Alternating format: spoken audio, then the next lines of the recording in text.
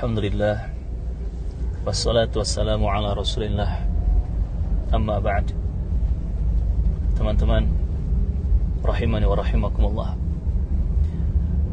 sahabat-sahabatku seperjuangan di madrasah bulan Ramadan Mubarak, tidak terasa kita sekarang berada di detik-detik penghujung bulan Ramadan.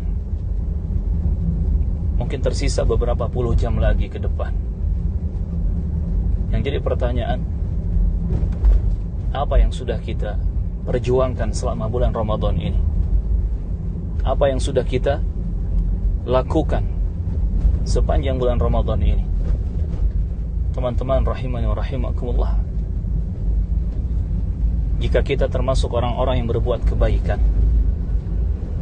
kita selalu mengamalkan amal-amal saleh selama Ramadan, maka bersyukurlah dan pujilah Allah Subhanahu wa ta'ala dengan pujian terbaik.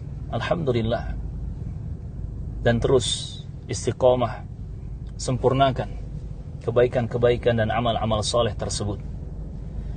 Dan jika kita malah justru termasuk orang-orang yang lalai di bulan Ramadan, orang-orang yang banyak kekurangannya, yang bermalas-malasan untuk beramal saleh, meninggalkan kesempatan emas, kesempatan terbaik sepanjang tahun ini.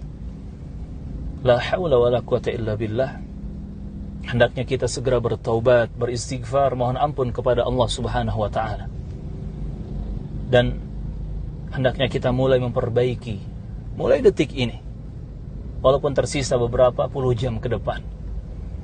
Bertobat kepada Allah, takutlah kepada Allah, takutlah dengan neraka Allah Azza wa Jalla. Dan sesungguhnya hanya Allah yang bisa mengampuni dosa-dosa dan menerima taubat. Allah Azza wa Jalla berfirman di surat Al-Imran, وَمَنْ يَغْفِرُ الذُّنُوبَ إِلَّا اللَّهُ وَمَنْ يَغْفِرُ الذُّنُوبَ إِلَّا اللَّهُ. Tidak ada yang bisa mengampuni dosa-dosa kecuali hanya Allah Tabaraka wa ta'ala. Ahibati fillah, teman-teman, barakallahu fiikum. Bulan Ramadan jangan sampai kita sia-siakan. Jangan sampai kita membuangnya begitu saja. Padahal kesempatan ini belum tentu terulang di tahun-tahun yang akan datang. Bisa jadi Ramadan kita sekarang ini adalah Ramadan terakhir dalam umur hidup kita. Allahu a'lam. Maka siapa saja yang sudah berhasil melakukan amal-amal saleh dan kebaikan-kebaikan selama Ramadan, bersyukurlah kepada Allah Azza wa Jalla. Adapun yang masih kurang-kurang, yang masih lalai, hendaknya segera bertobat dan memperbaiki keadaan sekarang juga, secepat mungkin. Dan jangan pernah kita tertipu dengan amal-amal kita. Jangan pernah merasa puas bahwa saya sudah melakukan amal soleh, kebaikan, saya sudah melakukan kewajiban dan yang sunnah-sunnahnya. Jangan pernah merasa puas. Justru kita harus memiliki hati, kita memiliki perasaan bahwasannya kita takut Allah Subhanahu wa ta'ala tidak menerima amal-amal kita. Jangan-jangan semua amalan soleh kita selama Ramadan justru ditolak oleh Allah Azza wa Jalla. Maka jangan kita ujub, jangan kita bangga dengan amal-amal yang telah kita perjuangkan.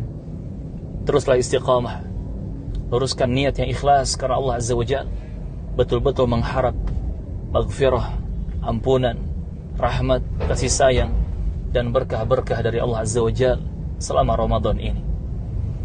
Teman-teman rahimani wa rahimakumullah, perasaan takut akan amal ini tidak diterima oleh Allah Azza wa Jalla harus kita jaga.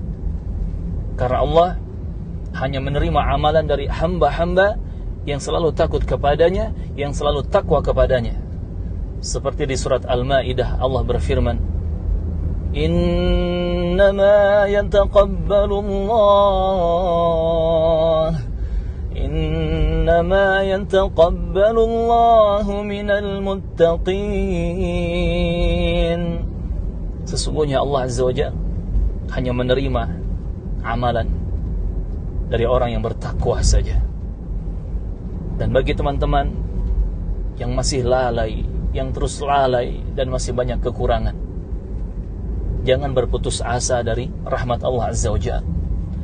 Rahmat Allah, kasih sayang Allah itu luas, meliputi segala sesuatu, sangat luas.